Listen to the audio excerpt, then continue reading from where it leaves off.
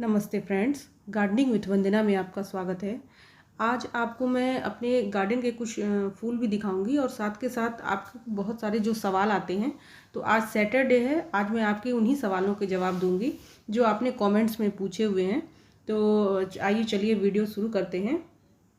तो सबसे पहला जो सवाल आया हुआ है फ्रेंड, कमेंट आया हुआ है, वो मीनाक्षी कश्यप जी ने लिखा है और इन्होंने पूछा है कि पोटास का स्प्रे का टाइम क्या रहेगा, मॉर्निंग या इवनिंग, और क्वांटिटी कितनी रहेगी पर लीटर में। तो बहुत ही अच्छा सवाल आपने पूछा है फ्रेंड। तो इसका ये जवाब है कि पोटाश दो तरह का आता है, एक 0050 और एक म्यूरेट ऑफ पोटाश। एक रेड कलर का जो पिंक टाइप का पोटाश आता है उसको मिट्टी में डाला जाता है और फोलियर स्प्रे करने के लिए 0050 NPK फॉर्म में आता है। तो उसमें 0050 का मतलब है कि नाइट्रोजन 0% रहता है, फॉस्फोरस भी 0% रहता है और जो पोटाश की मात्रा रहती है वो 50% की रहती है। तो आप फोलियर स्प्रे अगर आपको करना है तो आप 0050 जो NPK फॉर्म में आता है उसको आप लीजिए और उसका आप छिड़काव करिए। और उसको अभी जैसे गर्मियों का मौसम है, वैसे तो वो 2 ग्राम की मात्रा में हर तरह के जो भी केमिकल फर्टिलाइज़र है उनको आप नॉर्मल दिनों में 2 ग्राम की मात्रा में लिया करें। लेकिन अगर गर्मियाँ बहुत ज़्यादा हैं तो आप उसके लिए एकदम 1 पिंच आप लीजिए और उसे अपने पौधों में पहले डाल करके देखिए कि क्या आपके पौधे पर इसका क्या असर हो रहा है। या हाफ मतलब 1 चुटकी आप लीजिए और उसको आधा लीटर पानी में घोल लीजिए। पूरे प्लांट में 1 चुटकी जो आपने आधा लीटर पानी में घोला था उसका पूरा फोलियर स्प्रे आप कर दीजिए और आप थोड़ा रिजल्ट देखिए, वेट करिए। गर्मियाँ बहुत ज़्यादा हैं तो आप वो देखिए कि उस प्लांट पे उसका क्या रिजल्ट है। तो अगर रिजल्ट आपको अच्छा मिलता है तभी आप इस्तेमाल करें, वरना इन गर्मियों में आपको पोटाश या किसी भी तरह के केमिकल फर्टिलाइज़र की ज़रूरत नहीं है यूज करने की। आप एकदम अच्छे से ऑर्गेनिक फर्टिलाइज़र अपने प्लांट्स में दीजिए और वो अच्छे से काम करेगा। क्योंकि मई जून का जो महीना आने वाला है उसमें हम बहुत ज़्यादा किसी भी तरह के केमिकल फर्टिलाइज़र को मैं नहीं कहूँगी देने के लिए। हाँ, अन्य दिनों में आप दे सकती हैं, अन्य दिनों में आप दीजिए पूरा भरपूर। 1 ग्राम पहले शुरू करिए कि कोई भी देना हो, हमेशा 1 ग्राम से शुरू करिए और 1 ग्राम देंगी तो आपको पता चलेगा कि क्या इसका रिजल्ट आने वाला है। उसके बाद आप उसकी मात्रा 2 ग्राम तक बढ़ा दीजिए। लेकिन इससे ज़्यादा केमिकल फर्टिलाइज़र किन्हीं भी दिनों में नहीं दिया जाता है। और मई जून के महीने में तो मैं नहीं कहूँगी कि आप किसी भी तरह के केमिकल फर्टिलाइज़र का इस्तेमाल करें। और यही काम आपको मिट्टी में भी करना है। मिट्टी में भी आप 1 चुटकी आप आधा लीटर पानी में घोल करके पोटाश को दे सकती हैं। आधा लीटर पानी में 1 चुटकी आप पहले घोल करके देखिए और उसको दे करके देखिए प्लांट पे क्या उसका रिस्पांस हो रहा है। उसके बाद आप दीजिए, क्योंकि गर्मियाँ इस बार बहुत ज़्यादा हैं फ्रेंड। तो मैं अब थोड़ा अवॉइड कर रही हूँ और आपको भी यही सजेस्ट करती हूँ कि आप भी अवॉइड करें। और अगला जो सवाल है ये सुधा अभिनीत जी का है और इन्होंने लिखा है कि मेरे सभी रोजेज़ की न्यू लीव्स कर्ल हो गई हैं, क्या रीज़न हो सकता है। तो फ्रेंड, कोई भी ऐसा रोज़ ग्रोवर नहीं है जिसने ये नहीं फेस किया हो कि उसके यहाँ जो भी गुलाब के पौधे हैं उनकी पत्तियाँ कर्ल हो रही हों। ये कॉमन सी बात है। और आपके पौधे में थ्रिप्स या माइट्स का अटैक हुआ है, मैक्सिमम टाइम ये लगता है कि थ्रिप्स का ही अटैक हुआ है। जब भी नई नई शूट और बहुत छोटी छोटी लाल लाल सी पत्तियाँ आने लगती हैं तभी ये दिक्कत आती है। तो इसके लिए आपको बिल्कुल घबराने की ज़रूरत नहीं है। मैं हमेशा बताती हूँ कि इमिडाक्लोप्रिड का आप इस्तेमाल ज़रूर किया करें हर 10 दिनों में। और बहुत ज़्यादा है तो आप हर हफ्ते भी कर सकते हैं। 1 ml ले लीजिए इमिडाक्लोप्रिड। इस समय जो मैं इस्तेमाल कर रही हूँ वो कॉन्फीडर है। तो आप कॉन्फीडर आपको ऑनलाइन भी मिल जाएगा और मैं यहाँ पे आपको पिक भी लगा दूँगी, तो वो आप ले सकती हैं, ऑनलाइन भी मिल जाएगा। और आप उसका इस्तेमाल करिए हर हफ्ते या 10 दिन के अंतराल पर, तो आपके यहाँ माइट्स या थ्रिप्स का अटैक कोई भी नहीं होगा। और इसके अलावा मैं कहूँगी गुलाब के पौधे के लिए या गुड़हल के भी पौधे के लिए आप एक और मेरे तरफ से मंगवा लीजिए। सुपर सोनाटा माइक्रो न्यूट्रिएंट है, उसका भी इस्तेमाल करने से मैंने देखा है कि पेस्ट अटैक बहुत कम हो जाता है प्लांट्स में। तो वो भी आप मंगा लिया करिए, क्योंकि इस समय मैं मंगा के खुद यूज कर रही हूँ और वही आपको सजेस्ट करूँगी कि आप अगर आपके यहाँ थ्रिप्स या माइट्स का अटैक है और वो पत्तियाँ कर्ल हो जा रही हैं, जो नई नई लीफ आ रही हैं, तो उसके लिए आप उसको इस्तेमाल करिए। जैसे सुपर सोनाटा जो आप इस्तेमाल करेंगी वो हफ्ते में 2 बार आप इस्तेमाल करिए। वो इससे पौधे की बढ़वार भी बहुत अच्छे से होगी, पत्तियों की जो शाइनिंग है वो रहेगी और माइक्रो न्यूट्रिएंट भी पौधे को मिलता रहेगा, और इसके साथ साथ थ्रिप्स और माइट्स का जो अटैक है वो भी बंद हो जाएगा।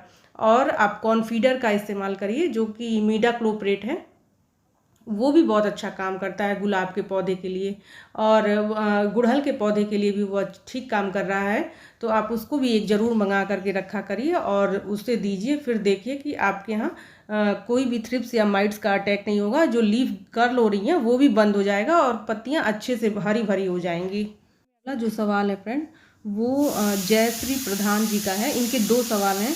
इन्होंने पूछा है कि 2 ग्राम NPK और 1 ग्राम MgSO4 1 लीटर पानी में घोलकर फोलियर स्प्रे करना है या घोलकर पॉट में डालना होगा मैडम। और इनका जो अगला सवाल है वो है कि क्या ये खाना कौन से मंथ में देना है। तो इन्होंने गुलाब के पौधे के लिए पूछा है, और मैंने विंटर के सीज़न में जो वीडियो बनाई थी उस पे ये इन्होंने कमेंट किया है। तो अभी तो मई जून के जो महीने होते हैं उसमें आप ऑर्गेनिक खाद ही डालें तो ज़्यादा अच्छा रहेगा। और इसके अलावा और जो मंथ होते हैं उसमें आप बिल्कुल ये 2 ग्राम NPK और 1 ग्राम MgSO4 का जो 1 लीटर का घोल आप बनाते हैं इसका फोलियर स्प्रे भी कर दें। और आपके प्लांट में जितनी पानी की आवश्यकता है, जैसे आधे लीटर पानी की अगर आवश्यकता होती है, गमला जैसा छोटा और बड़ा होगा उसी हिसाब से, अगर आधे लीटर पानी में आपका हो जाता है तो वो आधा लीटर पानी आप उसमें दे दें, और पूरा 1 लीटर पानी आप गमला सोख लेता है तो आप उसमें वो भी दे दें, कोई उससे दिक्कत नहीं होगी। लेकिन ये मई जून के महीने आने वाले हैं, गर्मियाँ बहुत ज़्यादा हैं, तो अभी केमिकल जो भी फर्टिलाइज़र हैं कृपया वो बंद कर दें, क्योंकि इतनी गर्मियों में केमिकल फर्टिलाइज़र देने से पौधे के जलने का खतरा रहता है। तो अभी नहीं कहूँगी, लेकिन ये है कि आप 1 लीटर पानी जो आपने घोल रखा है उसका आप स्प्रे भी करें और मिट्टी में भी डाल दिया करें। अगला जो सवाल है फ्रेंड वो इलीजा SK जी का है। इन्होंने पूछा है कि where can I get good marigold seed which will grow throughout the year. तो आपने ये ठीक पूछा है, और ऐसे सीड तो मैं नहीं बता सकती हूँ कि आप कहाँ से लेंगे और क्या अच्छा रहेगा, क्योंकि सीड से मैंने कई बार ग्रो किए हुए हैं लेकिन बहुत अच्छा रिजल्ट मुझे नहीं मिल पाया है। आप नर्सरी से पौधे ही ले आएँ, जो कि आप पूछ करके ले आएँ कि ये पूरे साल चल जाएगा। जैसे देसी गेंदा जो होता है वो पूरे साल चल जाता है, इसके अलावा लड्डू गेंदा भी पूरे साल चल जाता है, और जाफरी वैरायटी एक होती है उसके प्लांट्स भी प्लांट या उसके सीड आपको ऑनलाइन भी मिल जाएंगे, वो पूरे साल चल जाते हैं। इसके साथ ही साथ फ्रेंड एक अगला जो सवाल है वो एक श्रेया चतुर्वेदी जी ने पूछा है। इन्होंने लिखा है कि हाय दीदी, I had applied mustard cake powder in my plant as powder and then covered it with a layer of soil through plants is growing well. Soil is giving an extremely foul smell. The strength of an unbreathable. Please help on what to do. तो इन्होंने friend mustard cake का जो powder होता है उसको मिट्टी में डाला है और ऊपर से एक लेयर लगा दी है, और इस लेयर को लगाने के बाद इनके यहाँ थोड़ी स्मेल आ रही है बहुत गंदी सी।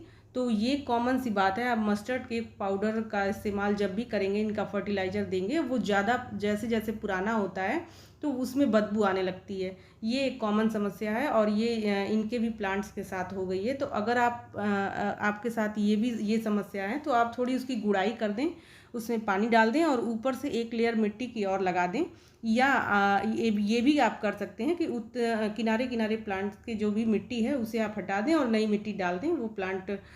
वो जो मिट्टी है उसको अलग कहीं दूर रख दें, जिससे उसकी बदबू धीरे धीरे करके निकल जाए और तुरंत आपके जो गार्डन है उसको थोड़ा रिलीफ मिल जाए, क्योंकि ऐसे फ्रंट गार्डन अगर रहता है और उसमें बदबू आती है तो वो अच्छा नहीं लगता है।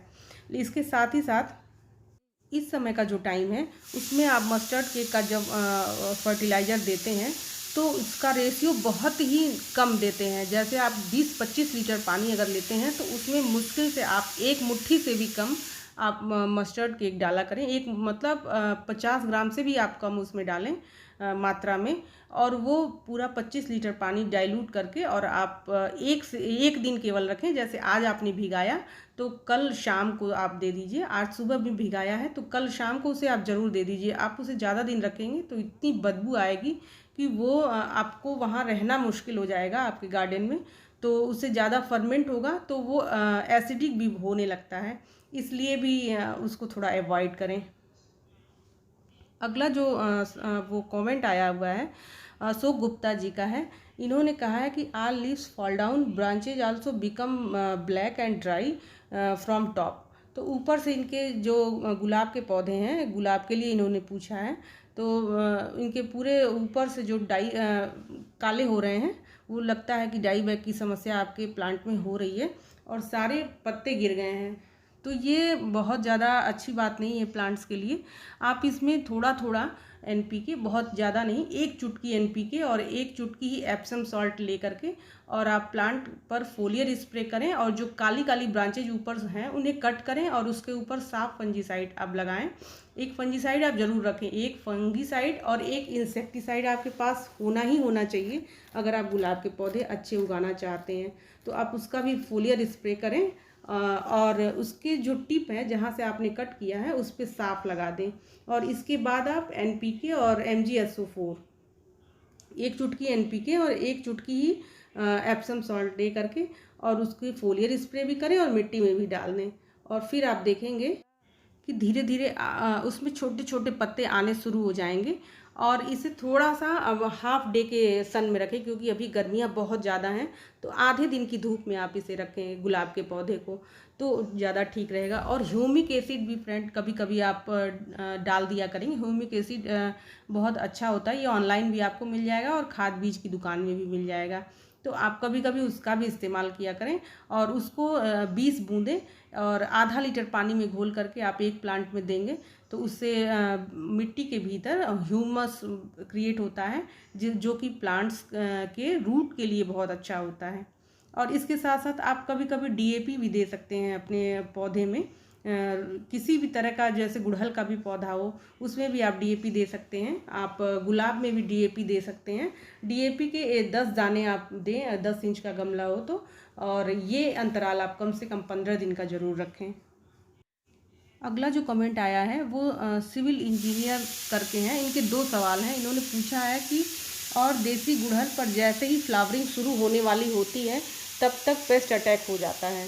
और इनका जो अगला सवाल है वो है वाइट गुड़हल है एक मेरे पास, लेकिन फ्लावरिंग नहीं आ रही, क्या करें। तो ये दोनों ही चीज़ें एक साथ मैच करती हैं, क्योंकि जब आपके पौधे में कीड़े लगे रहेंगे तो फ्लावर आने का तो कोई प्रश्न ही नहीं है। कोई बात नहीं, आप इमीडाक्लोप्रिड का छिड़काव करें खूब अच्छे से। आप पहले तो प्लांट को धो दिया करें, उसके बाद जब थोड़ी थोड़ी पत्तियां सूख जाएं, जैसे प्लांट का पानी जब हट जाए, तब उसके बाद आप इमीडाक्लोप्रिड जो दवा आती है वो कहीं भी आपको खाद बीज की दुकान में मिल जाएगी, ऑनलाइन भी इमीडाक्लोप्रिड मिल जाएगा। इस समय मैं कॉन्फीडर का इस्तेमाल कर रही हूँ, जो अभी आपको गुलाब के पौधे के लिए दिखाया था।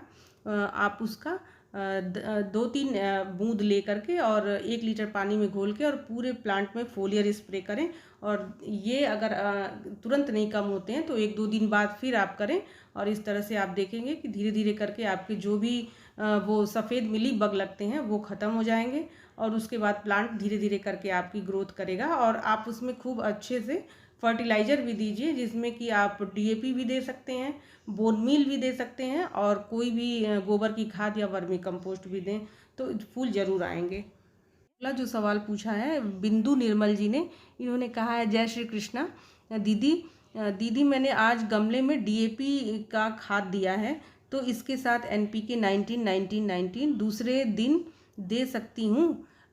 थैंक यू, इन्होंने पूछा है तो ठीक है, आप दे सकती हैं। DAP की दिया है तो आप अगले दिन NPK दे सकती हैं, पर अभी मात्रा बहुत कम देनी है, चाहे वो DAP की हो चाहे NPK की हो, क्योंकि गर्मियाँ इतनी ज़्यादा हैं। पहले आप प्लांट को देखिए कि वो एब्जॉर्ब कर रहा है कि नहीं कर रहा है। कोई भी खाद हम जब देते हैं तो ज़रूरी नहीं है कि पौधा जैसे हमने खाद दी और उसी तरह से प्लांट लेता है, क्योंकि आप ऐसे समझ लीजिए कि जैसे धान या गेहूँ कट करके आता है, तो हम उसी रूप में धान या गेहूँ को खाते नहीं हैं। उसको उसको मतलब एक प्रोसेस होता है उसको साफ़ सुथरा करने का, कि धान से चावल निकाला जाता है, फिर उसके बाद से उसको थोड़ा पुराना किया जाता है, उसके बाद जब हम खाते हैं तो हमारे पेट में डाइजेस्ट होता है। इसी तरह से जो भी केमिकल फर्टिलाइज़र हम देते हैं वो तुरंत पौधे को मिलता तो है, लेकिन ये ज़रूरी नहीं है। कि कभी कभी होता है कि गर्मियाँ बहुत ज़्यादा हैं और वो भी गर्म खाद होती है सारी, तो कभी कभी पत्तियाँ जलने का खतरा रहता है। तो इसलिए बहुत ध्यान से ही आप किसी भी चीज़ का केमिकल फर्टिलाइज़र का आप इस्तेमाल करें। अगला जो सवाल है फ्रेंड, वो कृष्ण कुमार मिश्रा जी का है। इन भाई ने पूछा है कि मेरा गुलाब सूख जाता है, तो इसके लिए आपको थोड़ी केयर करनी पड़ेगी, ध्यान से उसमें पानी देना पड़ेगा, अच्छे से मिट्टी बनाइए। और मेरी कई वीडियोज हैं गुलाब के ऊपर, आप उसे देखिए और उसको अपनाइए, तो देखिएगा कि आपके गुलाब कभी नहीं सूखेंगे और कभी नहीं मरेंगे। तो फ्रेंड्स, मेरा ये वीडियो आपको अच्छा लगा हो तो इसे लाइक करिएगा, शेयर करिएगा और मेरे चैनल को सब्सक्राइब भी कर लीजिएगा। नमस्ते फ्रेंड्स।